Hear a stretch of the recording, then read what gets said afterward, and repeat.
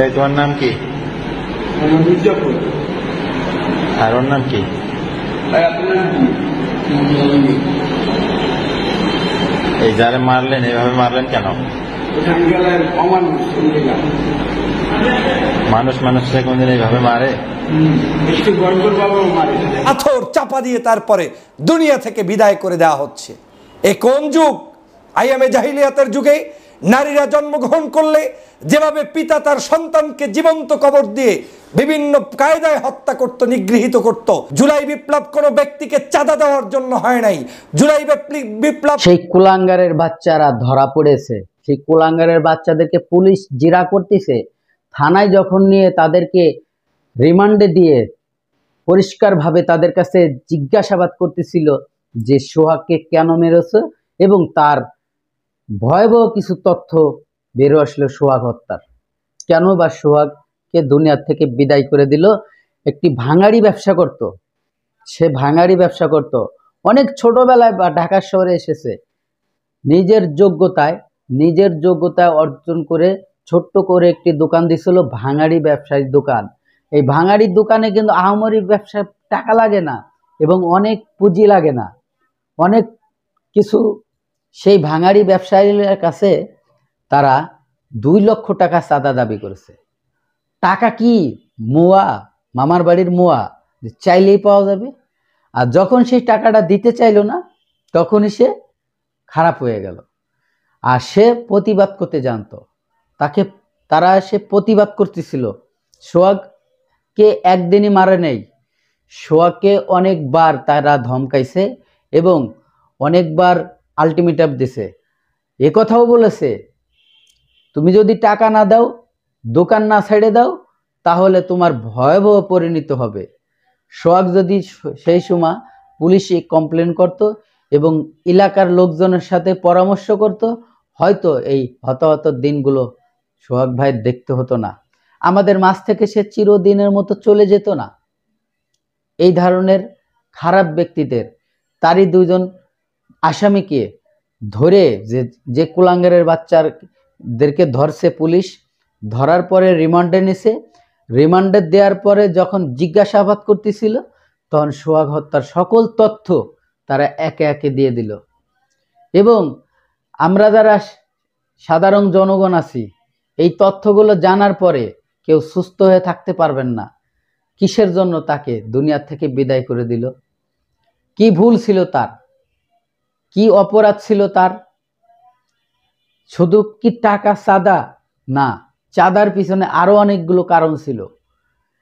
আপনার কাছে যখন আপনার পকেটের টাকা নিয়ে যাবে, আপনার পকেটের টাকা নেয়ার পরে আপনি যেটাতে ইনকাম করবেন, যেটা আপনার ইনকামের সোর্স, সেটা যদি আপনার থেকে ছিনিয়ে নেয়, তখন কি আপনি দিতে চাবেন?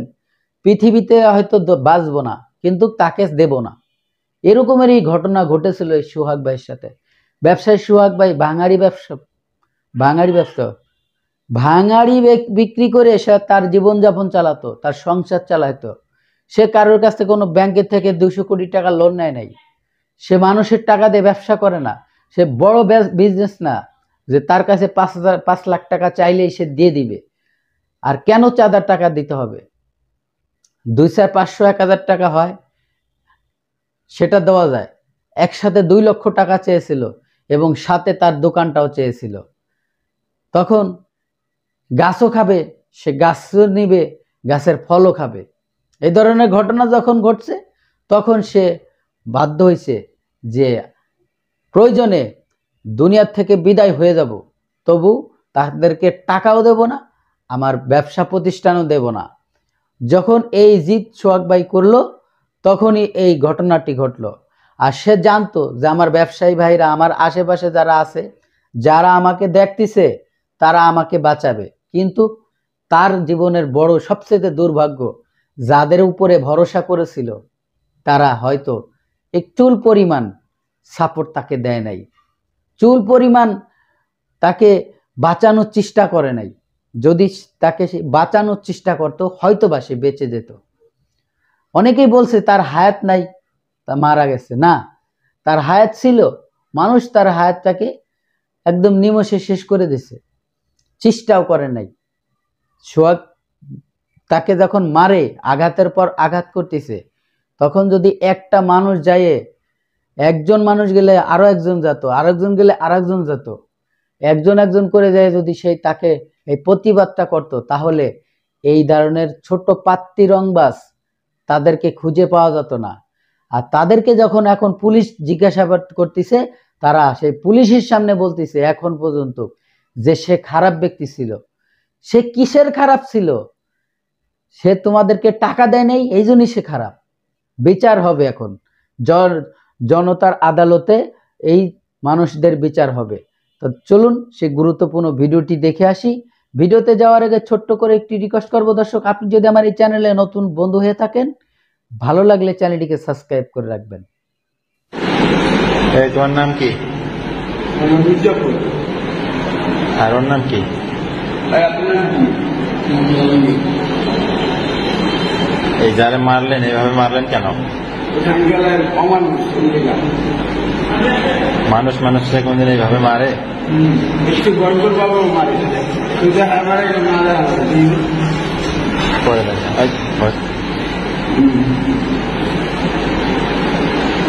মানুষ কোনদিন মানুষকে এইভাবে মারে? মানুষ কোনদিন মানুষকে এইভাবে মারে? একটু গড়গড় বাবু মারে। এর যে দুইটা বাচ্চা কাচ্চা আছে, এরা কিভাবে মানুষ হবে বলো? এর দুইটা বাচ্চা আছে, এরা মানুষ হবে কিভাবে? বউ আছে। আর যে পার্টনারের টাকা পয়সা সম্পদ সব নিয়ে নিয়েছে, ওরও তো বাচ্চা কাচ্চা আছে, ওই ছাড়া কিভাবে পাবে? ওই ছাড়া মারা যে দর্শন করতো, ওটা ওই পাপ কি নিল? তোমরা যে কাজটা করছো, এই কাজটা কি তোমাদের ঠিক হয়েছে? হ্যাঁ, এই কাজটা যে তোমরা করছো, এটা আল্লাহ ভালো জানে। তোমরা জানো না? না, আমরা কি জানি না? যদি বুঝতাম যে তাহলে লিখে পড়তাম। বোঝো না? তোমরা বিবেক বুদ্ধিহীন হয়ে গেছো। তোমরা কি বিবেক বুদ্ধিহীন হয়ে গেছো? বলো।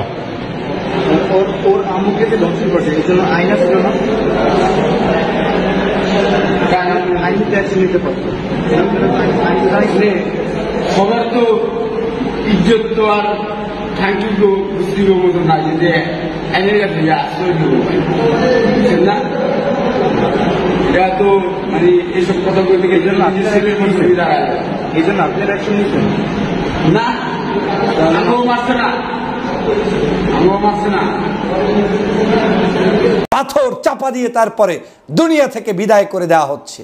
এ কোন যুগ? আইয়ামে জাহিলিয়াতের যুগে নারীরা জন্মগ্রহণ করলে যেভাবে পিতা তার সন্তানকে জীবন্ত কবর দিয়ে বিভিন্ন কায়দায় হত্যা করত, নিগৃহীত করত। জুলাই বিপ্লব কোনো ব্যক্তিকে চাঁদা দেওয়ার জন্য হয় নাই। জুলাই বিপ্লব কোনো ব্যক্তিকে বড়লোক বানানোর জন্য হয় নাই। জুলাই বিপ্লব কোনো সাধারণ নাগরিক থেকে শুরু করে বাংলাদেশের প্রেসিডেন্ট পর্যন্ত কোনো নাগরিকের বৈষম্য তৈরির জন্য জুলাই বিপ্লব হয় নাই। জুলাই বিপ্লব হয়েছে দেশের সমগ্র মানুষের, খেটে খাওয়া মানুষের অধিকার নিশ্চিত করার জন্য। 5ই আগস্টের পূর্বের দিকে যান, পায়ে স্যান্ডেল ছিল না, হাতে মোবাইল ছিল না, গায়ে জামা কাপড় ছিল না। এখন বিশাল বিশাল পোশাকাদি গাড়ি ঘোড়া নিয়ে চলতে গিয়ে নিজেকে প্রশ্ন করুন, আপনি কোন কোন জায়গা থেকে বেনিফিটেড হচ্ছেন এবং অনৈতিকতা কোথায় কোথায় করেছেন। বাংলাদেশের প্রত্যেকটি রাস্তা ঘাটে, এমনকি পার্কিংয়ে, এমনকি ছোট্ট একটা ভ্যান গাড়িতে পর্যন্ত বিভিন্ন ধরনের অন্যায়ভাবে 1 গ্রুপ 2 গ্রুপ 3 গ্রুপ চাঁদাবাজি করছে। এই চাঁদাবাজিকে কেউ অ্যাকনলেজ করে রাজনীতি করবে, সেটার নাম কোনো সঠিক রাজনীতি হতে পারে না। না না, 1 পয়সার চাঁদা বাংলাদেশের কোনো নাগরিক কোনো জায়গায় দিবেন না, এই শপথ নিতে হবে। কোনো জায়গায় চাঁদা দিব না, চাঁদাবাজদেরকে স্থান দিব না। চাঁদাবাজ আমার আপন ভাই হলেও তার সাথে সখ্যতা রাখবো না, কোনো প্রকার অন্যায়ের সাথে আপোষ করব না। এই সিদ্ধান্ত না নিতে পারলে আপনি যেমন দেশপ্রেমিক না, তেমনি আপনি রাজনীতি করার অধিকার রাখেন না। পাথর মেরে মানুষের উপরে বিভৎস হত্যা, এটা কোনো বাংলাদেশের শিষ্টাচার, রাজনীতির শিষ্টাচার হতে পারে না। আমরা দেখেছি লগি বৈঠার সেই হুকুমদাতা শেখ হাসিনার নির্দেশে 2006 সালে 28শে অক্টোবর লগি বৈঠা দিয়ে মানুষের উপরে হত্যা করা হয়েছে, নৃত্য করা হয়েছে। আমরা তার প্রতিবাদ করেছিলাম গত 16 বছর। আজ আবার বিএনপির নাম করে একটি দলের কিছু সদস্য তারা আজকের চাঁদাবাজির নাম করে চাঁদা তোলার জন্য মানুষের উপরে হত্যার লেলি খেলায় মেতে উঠেছে, এটা কোনো রাজনৈতিকভাবে মেনে নেওয়ার যেমন স্থান নেই, বাংলাদেশের সমাজনীতিতে রাজনীতিতে মেনে নেওয়ার কোনো সুযোগ নেই। যে দলেরই হন, যে মতেরই হন, যে আদর্শের হন, প্রতিপক্ষ কোনো ব্যক্তিকে ঘায়েল করতে গিয়ে পাথর দিয়ে তারপরে তার উপরে নৃত্য করে হত্যা করা, এটা চরম বিভৎস একটি রাজনৈতিক নমুনা ছাড়া আর কিছুই হতে পারে না। প্রিয় দেশবাসী, আপনারা দেখেছেন মিটফোর্ডের সামনে একজন ব্যবসায়ীকে চাঁদা না দেওয়ার কারণে তার উপরে অমানসিক নির্যাতন করে যুব দলের কয়েকজন সদস্য সেখানে দিবালোকে প্রকাশ্যে সামনে তার উপরে হত্যাযজ্ঞ চালিয়েছে, যেটা বাংলাদেশের প্রত্যেকটি নাগরিককে কাঁদিয়েছে। এবং এই বিভৎস চিত্র দেখে বাংলাদেশের সমগ্র রাজনৈতিক দল আজকের ফুঁসে উঠেছে। দল যত বড়ই হোক, সংগঠন যত বড়ই হোক, পাগড়ি মাথায় দিয়ে রাজনীতি করুক, কিংবা ইসলামী দল নাম দিয়ে রাজনীতি করুক, কিংবা জেনারেল অন্য কোনো দলের রাজনীতি করুক, মানুষকে হত্যা করা, মানুষের উপরে নৃত্য করা, মানুষের লাশের উপরে তারপরে বর্বরোচিত কর্মকাণ্ড করা, এটা কোনো আদর্শবান রাজনীতির চরিত্র হতে পারে না। 5ই আগস্টের জুলাই বিপ্লব হয়েছে বাংলাদেশের মানুষের মুক্তির জন্য, জুলাই বিপ্লব হয়েছে বাংলাদেশের মানুষের স্বাধীনতার জন্য। জুলাই বিপ্লব কোনো ব্যক্তিকে চাঁদা দেওয়ার জন্য হয় নাই, জুলাই বিপ্লব কোনো ব্যক্তিকে বড়লোক বানানোর জন্য হয় নাই, জুলাই বিপ্লব কোনো সাধারণ নাগরিক থেকে শুরু করে বাংলাদেশের প্রেসিডেন্ট পর্যন্ত কোনো নাগরিকের বৈষম্য তৈরির জন্য জুলাই বিপ্লব হয় নাই। জুলাই বিপ্লব হয়েছে দেশের সমগ্র মানুষের খেটে খাওয়া মানুষের অধিকার নিশ্চিত করার জন্য। কিন্তু আজকের কিছু কিছু ব্যক্তি আজকের বড় বড় রাজনৈতিক দলগুলোর নাম ব্যবহার করে তারপরে সেই জায়গায় এই ধরনের অপকর্ম করে আজকের রাজনীতিকে কলুষিত করছে, যেটার বিরুদ্ধে পূর্বেও ছিলাম, এখনো আছি, ভবিষ্যতেও থাকব। বাংলাদেশের কত বড় জাহিলিয়াত একটি দেশ এখন চলছে, যেই মুহূর্তে বাংলাদেশের একজন সাধারণ নাগরিক নিরাপত্তা বেষ্টনীর মধ্যে থাকবে, সেই মুহূর্তে একজন ব্যক্তি ব্যবসা বাণিজ্য করবে, আজকে তাকে ব্যবসা বাণিজ্য স্বাধীনভাবে করতে না দিয়ে উল্টো তাকে পাথর চাপা দিয়ে তারপরে দুনিয়া থেকে বিদায় করে দেওয়া হচ্ছে। এ কোন যুগ? আইয়ামে জাহিলিয়াতের যুগে নারীরা জন্মগ্রহণ করলে যেভাবে পিতা তার সন্তানকে জীবন্ত কবর দিয়ে বিভিন্ন কায়দায় হত্যা করত, নিগৃহীত করত, সেই সময় যেভাবে ইসলাম আসার পূর্বে তখন যেভাবে বিভৎস একটি মক্কা মদিনা সহ পৃথিবী ছিল, সেরকম একটি পৃথিবীকে আজও দেখতে হবে, এটা কোনোদিন মেনে নেওয়া যায় না। আমি তীব্র ভাষায় নিন্দা জানাই। আমি এটাকে কোনো ব্যবসা মনে করি না। চাকরি করেন, টাকা ইনকাম করেন, নৈতিকতার মাধ্যমে রাজনীতি করেন, মানুষের কাছে চাঁদা উঠানো, দোকান ব্যবসা বাণিজ্য থেকে চাঁদা উঠানো, রাস্তাঘাটে পার্কিংয়ের নামে চাঁদা উঠানো, হোটেল রেস্তোরাঁয় চাঁদা উঠানো, এটা কোনো রাজনীতির চরিত্র হতে পারে না।